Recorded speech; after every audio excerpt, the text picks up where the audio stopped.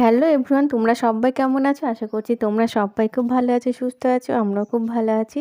সুজন্যা জর্দার ব্লগে তোমাদের সকলকে স্বাগত। আজকে একটা ছোট্ট মিনি ব্লগ এনেছি তোমাদের জন্য।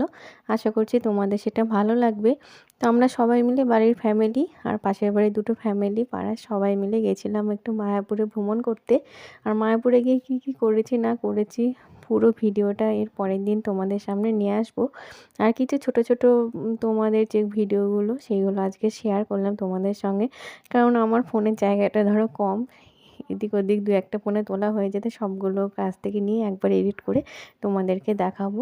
তো মোটামুটি সকাল 7টার দিকে ধরো আমরা বাড়ি থেকে বেরিয়েছি, সারা দিন রাত এখানেই থেকেছিলাম আর কি। তারপরে গেছিলাম একটু নবদ্বীপ আর মায়াপুরে। এখানে দেখো এটা গোশালা, গরুগুলো এত সুন্দর, মানে দেখেই মানে চোখ জোড়ানোর মতো, পুরো মায়ায় ভরা মুখ। এমনিতেও গরুগুলো দেখবে চোখের দিকে তাকালে কেমন একটা মায়া মায়া লাগে, আমার তো খুবই ভালো লাগে।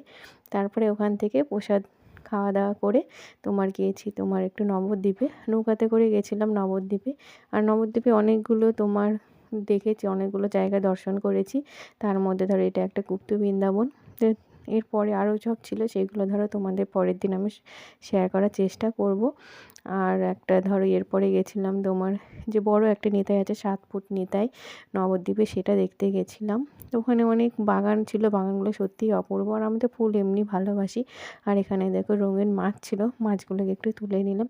আর সব জায়গাতে ধরো ভিডিও অ্যালাউ নেই, আর ফোনটাও ধরো অ্যালাউ নেই, যেখানে ধরো ছিল সেখানে সেখানে একটু করার চেষ্টা করেছি। আশা করছি তোমাদের ভালো লাগবে। তো আজকের মতো এই পর্যন্তই। পরের ব্লগটা অবশ্যই মিস করো না, তোমরা দেখো কিন্তু। আর নতুন বন্ধুরা চ্যানেলটাকে সাবস্ক্রাইব করতে ভুলো না। আজকের মতো এই পর্যন্ত, টাটা, গুড নাইট।